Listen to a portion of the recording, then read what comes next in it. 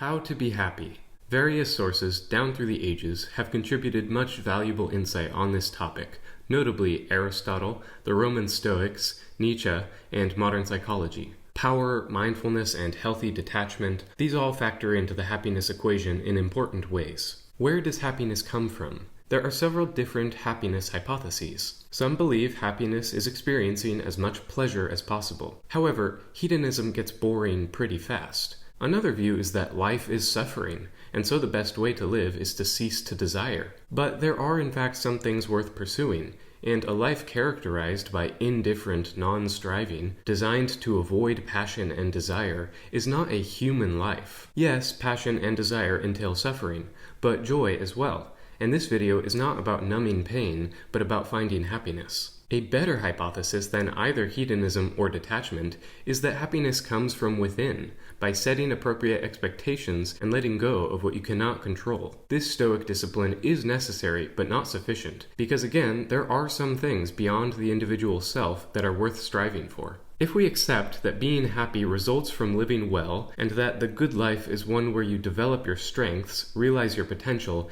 and become what it is in your nature to become, then the first step in the search for happiness is to answer the question of what man fundamentally is. Some insight into the basis of his nature must inform any decent happiness hypothesis. We come to know what a thing is by observing what it does. Take a basic object like a knife. Knives are very good at cutting. In fact, they're better at it than just about anything else. Thus we can say that a knife is living the good life if it's playing to its strength, being sharp, and if it is realizing its potential, that is, cutting things. Of course, knives aren't conscious beings, but if they were, we could hardly suppose they'd be happy if they were dull or left unused. To be happy, a knife must become what it is, a sharp instrument for cutting. It's the same with a human being. A man is happy if he lives well, developing his strengths and acting in accordance with his nature, becoming what he is. The Greek word arete meant excellence, especially of a functional sort. The arete of a knife is to cut well, the arete of an eye is to see well,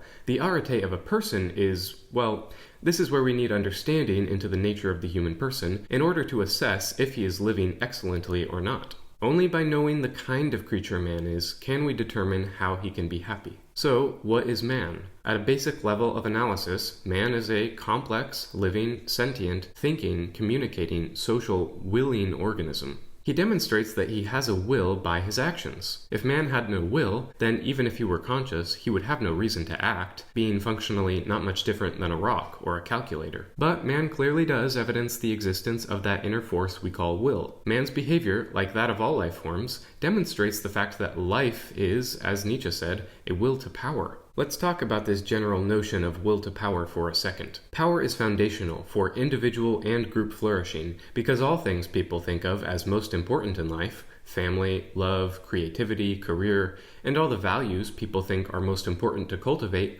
are contingent upon the power to exercise them. Nothing can be done without power. Power is a prerequisite for any individual or group to achieve anything. Thus says Nietzsche, quote, "What is happiness? The feeling that power is growing, that resistance is overcome," end quote. We can see this in the athlete fanatically training to beat a previous record, the artist perfecting his technique, the mother giving birth to her child, and the writer consumed by his work. Our will is not simply a will unto existence, as Schopenhauer seemed to imply, for we already possess existence, and we act in a way incongruent with a mere desire to preserve the existence we already have. This is the experience we could expect to have if we were simply mineral beings, persisting in a static state. Yet clearly our will is not a will unto mere existence, but a will unto self-overcoming, and so we create, we procreate, we build, extend, and sacrifice. If our desire was simply to keep living, we wouldn't do this or anything that might increase our chances of dying. Life is not merely a self-preservative force, but a self-generative force. Life does not merely persist, it mutates, it evolves, and many life forms become more complex, more speciated over time. Even something good, a great piece of music for example, must go somewhere. It cannot simply repeat ad infinitum, or else it eventually becomes dull and oppressive. Happiness is not found in any final state, but in the continual process of increasing capacity, discharging power, and by doing so, further increasing in strength. Interestingly, this process is mirrored in what the universe does constantly from the smallest quantum level on up, via evolutionary computation. Through the process of simpler relations interacting and forming more complex relations by continuous recursive disambiguation, the energy of the chaotic universe is acquired and concentrated into more order. In man, evolutionary computation and life's will to power manifests empirically as actions in pursuit of the acquisition and preservation of interests. So, fundamentally, all of man's behavior is reducible to acquisitionism, the attempts to acquire and preserve interests, ranging from private to common, physical to social, consumable to capital, and present to future opportunities. That being said, this video will explain the pursuit of happiness further, because happiness as acquisition is at this point still rather ambiguous as a concept. Concretely, what are the primary interests one should pursue and domains of life on which one should focus? I think that to be maximally fulfilled, 3 spheres of activity should be pursued, which are, very basically, relationships, work, and group. The designation of 3 spheres of activity is not arbitrary, but based on the ternary logic of the universe itself, which can be observed at various levels of complexity from physics to human civilization. We have 3 states of decidability. In physics, we see negative and positive charges balanced by equilibrium. In biology, consumption, exchange, and production shape survival. In society, boycott, cooperation, and predation define interaction. We likewise see 3 means of coercion, 3 elite classes, 3 primary institutions, and political orientations can be modeled with a triangle, the 3 corners corresponding to the left, libertarian, and conservative respectively. In essence, ternary logic describes the natural ordering of reality where balance is found between competing forces. The flourishing of the individual as well as of civilization itself depend on optimizing this equilibrium and aligning with this ternary logic. Now for the specifics of the 3 essential spheres of human activity. The first sphere of activity concerns humans as deeply social creatures. Love, whether romantic, familial, or platonic, provides security, meaning, and emotional fulfillment. Harry Harlow, famous for his social experiments on rhesus monkeys, demonstrated that infant monkeys overwhelmingly preferred a soft, cloth-covered surrogate mother over a wire mother that provided nourishment, indicating that the need for affection and emotional security is fundamental. Monkeys raised in isolation or without a comforting presence exhibited significant social and psychological impairments. People are no different in this regard. We crave deep interpersonal bonds and a sense of being valued by others. No one wants to feel like a replaceable cog. We'd like to feel that if we died, life would not just go on as if nothing of importance had happened. We hope that we'll be missed, honored, and remembered. Relationships exist on a continuum of depth. At the shallowest level are surface-level interactions, such as with a cashier. Then you have acquaintances and casual friendships, then close friends, allies, comrades, and romantic partners and family. The deepest bonds are forged through shared experience, responsibility, and hardship, whether among community members who rely on each other to meet physical needs, spouses bound in service to raise the next generation, religious monks who work and pray together, or brothers in arms on mission to defend or to conquer. The second sphere of activity concerns man's innate drive to produce, to build, to master a skill. We are industrious creatures. We're not content to just watch the world go by. We want to involve ourselves and contribute something to it. Harry Harlow noticed that behaviorism and psychoanalysis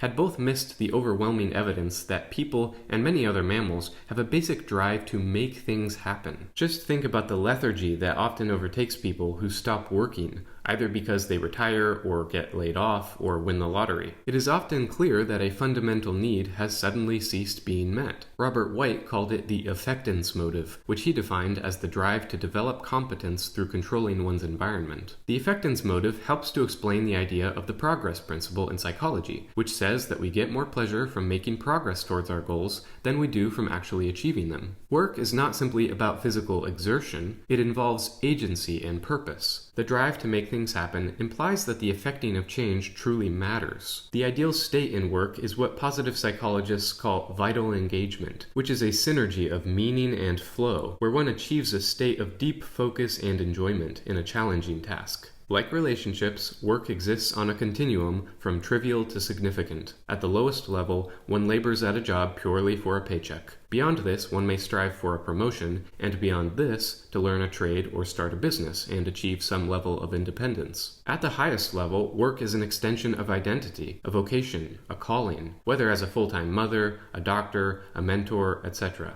The third sphere of activity goes beyond the individual and binds the first two spheres into a higher order of meaning. For man does not merely seek to acquire and preserve interests that concern his individual self, he also wills the good of something that transcends his ego, namely his people. The term transcendence derives from the Latin transcendere, combining trans, meaning beyond, and scandere, meaning to climb or to ascend. To transcend one's ego is to climb beyond or surpass the ordinary limits of selfhood, broadening what counts as one's self. This expansion allows the individual to identify with something larger than himself, both in scope, by identifying with a collective, and in time, by seeing himself as part of a lineage, stretching into the past and into the future. Through this lens, the self is not an isolated entity, but part of a greater continuum, an unbroken chain connecting ancestors, present kin, and descendants. In this sense, our ancestors live on through us, and if we succeed, we will live on in our descendants. Moral psychologist Jonathan Haidt explains that human nature is selfish but layered with a groupish overlay, because natural selection operates at multiple levels simultaneously. Individuals compete with individuals, favoring selfishness, but groups also compete with groups, favoring those composed of true team players. These conflicting pressures shaped human nature, giving us our peculiar mix of selfishness and selflessness. As Haidt describes, humans are part chimp, part bee, creatures of both self-interest and group altruism. When our hive switch is triggered, we act in the interests of our group, even at personal cost. The increase in oxytocin accompanying this behavior bonds us to partners and in-groups, enabling more effective competition with outsiders. The way Emil Durkheim put it is that Homo sapien is really Homo duplex, a creature that exists at two levels, as an individual and as part of a group. Most animals fall more clearly on one side or the other. Selfish individualism is most common, seen for example in primates, big cats, and many other mammals. Even highly social mammals, like wolves, dolphins, elephants, and primates, are group-oriented but not purely collectivist. They form bonds and cooperate, but individuals still have a self-preservation instinct. A wolf will hunt with its pack and defend its members, but if it's starving, it might steal food or abandon the pack. A dolphin might protect an injured pod member,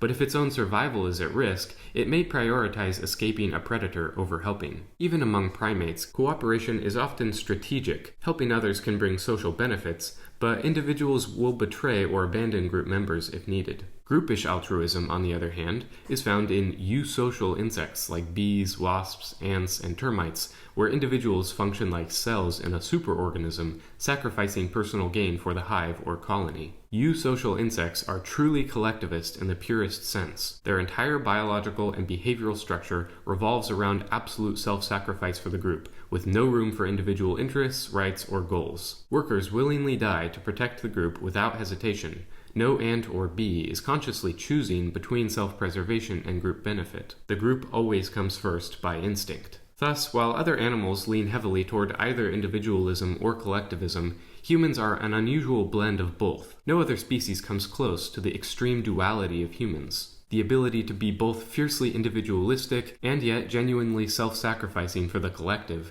even to the point of willingly dying for ideals like country, ideology, or folk. Unlike eusocial insects, who sacrifice purely by instinct, humans can consciously choose to die for the group, even when it's not biologically advantageous for the individual, such as soldiers in war, activists, or martyrs. No other non-eusocial animal makes this choice at scale. In human societies, people are even sometimes expected to risk their lives for the collective, such as in war or firefighting. Humans don't just sacrifice for kin or direct allies, which is seen in some animals. We die for nations, religions, and strangers. Humans alone exist in this strange in-between. We compete and fight for personal survival like chimps, and we form vast cooperative societies like bees. That's the essence of man as Homo duplex. Although not strictly necessary for survival, humans actively seek experiences of transcendence through group participation and sacrifice. Our hive switch is not merely something that can be triggered, we crave this experience. We induce it through hallucinogenic drugs, feel it at raves, music festivals, in the electric atmosphere of a sporting event,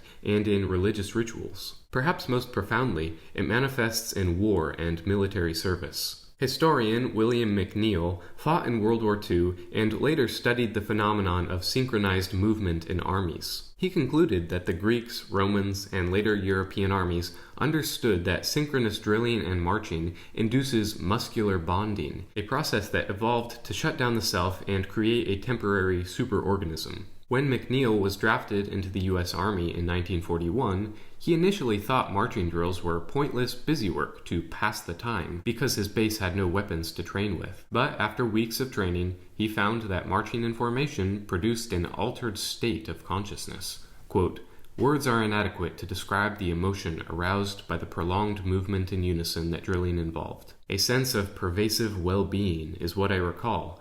More specifically, a strange sense of personal enlargement, a sort of swelling out, becoming bigger than life, thanks to participation in the collective ritual." End quote. Durkheim called this feeling collective effervescence, the passion and ecstasy generated by group gatherings and rituals. Durkheim believed that these collective emotions pull humans fully but temporarily into the higher of our two realms, the realm of the sacred, where the self disappears and collective interests predominate. The realm of the profane, in contrast, is the ordinary day-to-day world where we live most of our lives. I think that those who lack a group identity often feel an unshakable sense that something noble and profound is missing. This psychological drive for transcendence through the group is precisely what Jordan Peterson neglects in his advocacy of radical individualism. Peterson, along with the rest of today's huge self-help industry, focuses almost exclusively on behaviors that are divorced from evolutionary function, leading to an endless cycle of dissatisfaction, further feeding into the industry.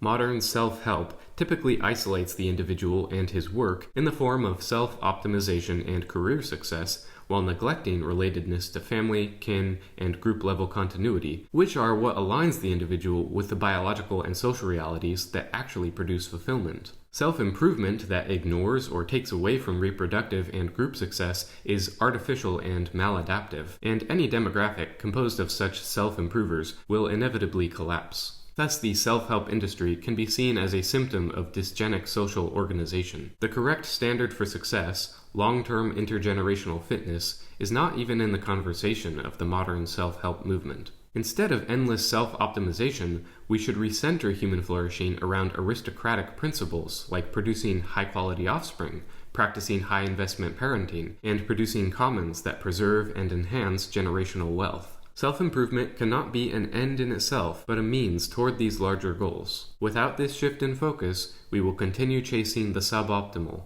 feeling inadequate, and fueling an economy of compensations rather than real fulfillment. Peterson tells men to clean their rooms. Sound enough advice, I suppose. But he also shames white men for taking pride in their ancestors' accomplishments. He actively discourages them from forming collective identities, especially when formed around race. Peterson warns against identity politics, claiming that group-based thinking leads to resentment and tyranny. But in so doing, he misrepresents human nature. Homo duplex will never be a radical individualist. And he obscures the truth that all politics is identity politics. All identity is for the purpose of organization, and all organization serves the acquisition, transfer, and defense of shared interests. By undermining white collective identity, while minorities organize, strategize, and act in their group interests, Peterson only exacerbates the atomization and demoralization of the West. Like relatedness and work, groups exist on a spectrum from weak to strong. At the weakest level, we see groups formed by accidental association, which are really just aggregates of atomized persons, such as in modern suburban neighborhoods where few know or rely on each other.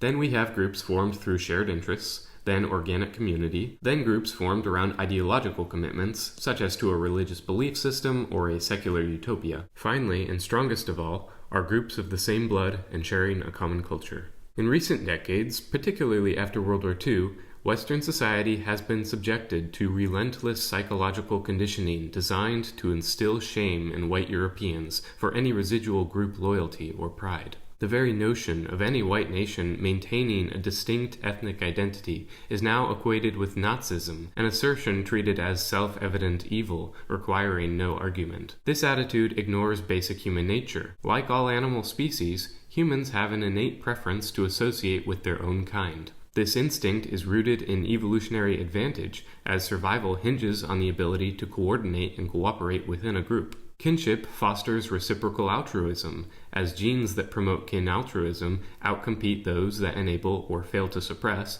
defection against kin. A strong community fosters both individual agency and organic belonging, where members do not merely exist within the group as an aggregate of individual parts, but are truly of something larger than the sum of its parts. If you are of the whole, then it is, as in a hologram, reflective of you and you of it. But if you're merely in a whole, you may well be anonymous, lost, and replaceable. Citizenship, in its truest sense, should signify deep organic belonging and responsibility, not just arbitrary legal status, which is relatively meaningless. This idea of belonging recalls the true meaning of property. As Natural Law Institute fellow Noah Revoy writes, quote, "We have been given a poor definition of property, one based solely on control, on possession, on the ability to discard something at will. This definition is consumerist and exploitative. But there is a better definition of property, one rooted in love and duty rather than disposability. True ownership is demonstrated by investment, care, and defense. We own what we cultivate, what we nurture, what we protect. We own what we love. For our ancestors, everyone belonged to someone, and this was not oppression but strength. It was the tie that bound us together. We belonged to our family, our extended kin, our tribe, and they belonged to us. To be owned in this sense was not to be enslaved, but to be secure, to know that you had people who would stand by you, invest in you, and fight for you. It meant that you were never truly alone, never truly adrift. It also meant that your actions were not merely your own, they affected the people who had a claim to you. There was a time when, upon meeting someone new, the question was not, who are you, but who do you belong to? Today we have been made weak. We belong to no one, and no one belongs to us. The family has been fractured, the tribe scattered, the nation reduced to nothing more than a tax base. So many today wander through life asking, where do I belong? When they should be asking, to whom do I belong?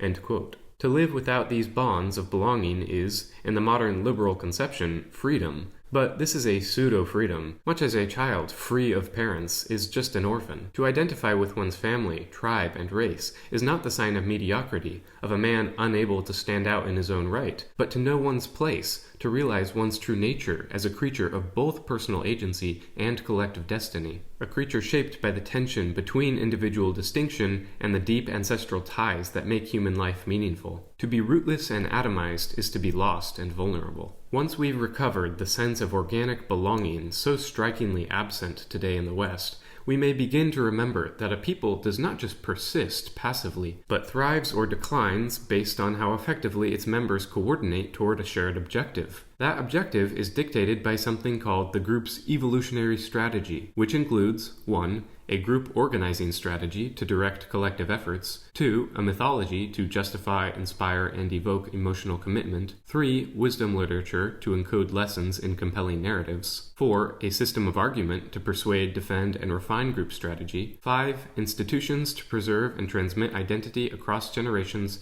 and 6. A set of traditions, values, norms, and habits to embody the strategy in daily life. It is no accident that the West's mythology, origin story, institutions, traditions, and values are the primary targets of its enemies. These attacks are not just random critiques, they are assaults on the software running Western civilization, deliberate attempts to introduce malware that disrupts cohesion and self-defense. Consider white guilt, a psychological virus that undermines Western people's confidence and collective will, making them more susceptible to manipulation and control. A group's evolutionary strategy is not arbitrary. It emerges from history, geography, and intrinsic character. Geography dictates resource access and defense capability. Historical pressures shape survival strategies. Some groups develop high-trust, cooperative societies focused on long-term planning and innovation. Other groups thrive through strict hierarchy and militarization. Some persist through expansion and assimilation, while others survive via insularity and deception. That is just the value-free analysis of various groups' adaptive responses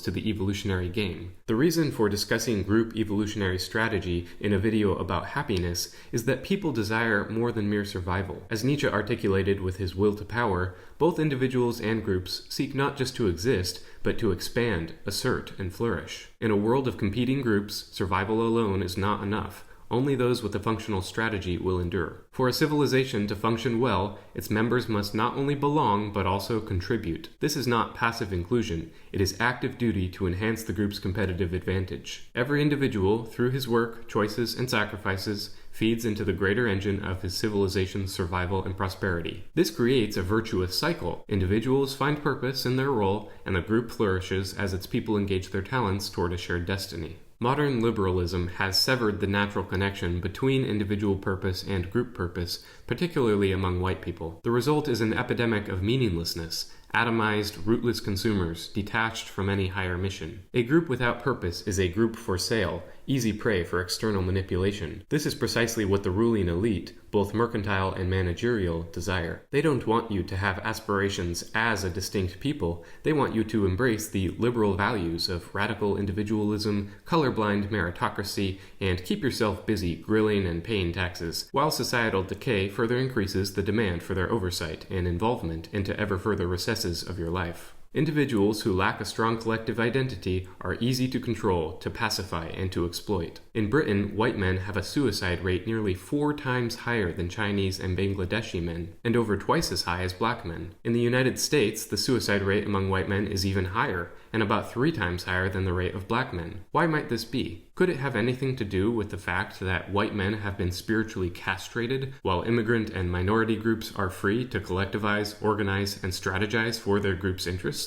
Man is a political animal, and politics is a team sport. Those who deny this are either ignorant or actively working against you. Imagine a soccer game where the best 11 players in the world are unaware they are a team, each wearing different jerseys and selfishly hogging the ball. Meanwhile, their opponents, despite being just average players, wear the same colors, know their roles, and play as a unit. Which side will win? Obviously, the organized team will dominate the superior but disorganized set of individuals. This is why certain elite minority groups dominate positions of influence and power, because they recognize the fundamental political distinction, us versus them. No team exists merely to exist. A team exists to compete, evolve, and win. A group that has no shared purpose and destiny is a group that will wither away. Natural Law Institute fellow Martin Štěpán offers some great insight on this issue. Quote, "Purpose is what defines our form. We have a human form so that we can do what humans are supposed to do. But, whereas most animals don't need to ponder what their purpose is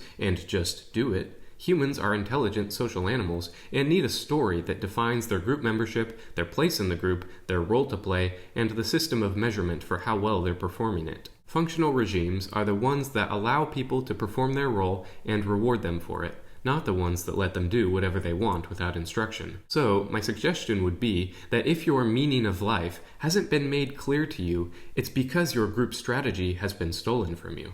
End quote. The West has been robbed of its strategy and been fed instead a doctrine of individualism, guilt, and passivity, a strategy for self-destruction. If a group fails to recognize itself as a player in the game, it is nothing more than the field on which others compete. The West must recall, reclaim, and reinstate its group evolutionary strategy, and it must excommunicate, exile, or execute those who work against it. Men traditionally find their place as warrior, defender, and provider. A self-reliant, armed citizenry is not just about physical security, it's about psychological well-being. Men who feel powerless over their environment become weak and anxious. Contributing to defense, law, and order gives men purpose and agency. The role of women in society was traditionally as builder of strong homes and keepers of tradition. In any group, the men defend and produce, but women pass down values, customs, and moral structure that sustain a civilization. A militia protects its people, but women make people worth protecting. Today, feminism teaches women that happiness comes from career and independence, but for most women, long-term fulfillment comes from belonging and shaping the next generation of warriors, leaders, and thinkers. Women contribute by creating strong homes, supporting their men, and raising children with a deep sense of identity and duty. Just as men have been stripped of their warrior status, women have been stripped of their role as cultural transmitters. Both men and women need a mission, and that mission is tied to their group's evolutionary strategy. A society without men trained for defense is weak. A society without women trained in continuity and tradition is doomed. Restoring purpose means restoring roles. Men must be warriors again, and women must be builders of strong families and communities. When we awaken to our role in our group's evolutionary strategy, we discover not just purpose, but power. We realize that we are not passive spectators in history, but active participants in the great drama of human ascent, and that realization changes everything. And so, finally, I think we can basically boil down the happiness hypothesis to 3 main points. Happiness is not just found inside ourselves or outside us in any external object, but in the dynamic formed between us and our relationships, between us and our work, and between us and our group. The Stoic principle that you should focus on what you can control and not on what you can't can be applied to each corner of our framework. In relationships, focus on being a good friend, partner, or family member, and manage your expectations. In work, master your craft. You can't necessarily control whether you get recognized or rewarded, or the fluctuations of the economy or job market, but you can control your work ethic, self-discipline, which skills you focus on developing, and your attitude towards challenges. In your group, serve without ego. You can't control whether others appreciate your sacrifices or whether your nation follows the right path forward, but you can control how you contribute to your group's cause and your personal integrity and commitment to the group's values and strategy. This triangle, relationships, work, and group, maps neatly onto Maslow's well-known hierarchy of needs. Following the basic needs for food, shelter, and security, Maslow's pyramid has love and belonging, then esteem, and finally self-actualization and transcendence. So given one's basic physical needs are met, we see that love and belonging clearly map onto relationships, esteem is obviously related to one's work, and self-actualization is, as we have seen, only possible by satisfying the dual nature of Homo duplex, and therefore requires we transcend our individual selves and contribute to something greater. I want to finish by addressing the issue of death. We will all face death, and none knows for sure whither it leads. But because we are not isolated selves, because no man is an island, our belonging and contributing to a people allows us a form of transcendence and therefore a kind of immortality. William McNeill wrote the following, quote, "Many veterans who are honest with themselves will admit, I believe, that the experience of communal effort in battle has been the high point of their lives. Their I passes insensibly into a we, my becomes our, and individual fate loses its central importance. I believe that it is nothing less than the assurance of immortality that makes self-sacrifice at these moments so relatively easy. I may fall, but I do not die, for that which is real in me goes forward and lives on in the comrades for whom I give up my life." End quote. So at the conclusion of my search, I've realized that Aristotle was right about achieving excellence as the key to eudaimonia, and the Stoics were right about their focus on controlled mindfulness, and Nietzsche was right about life as will to power and self-overcoming, and that Austrian painter was right when he said that the most precious possession you have in the world is your own people. Cherish your loved ones, cultivate excellence, focus on what's actionable, live courageously in service of your people, and you may well be happy.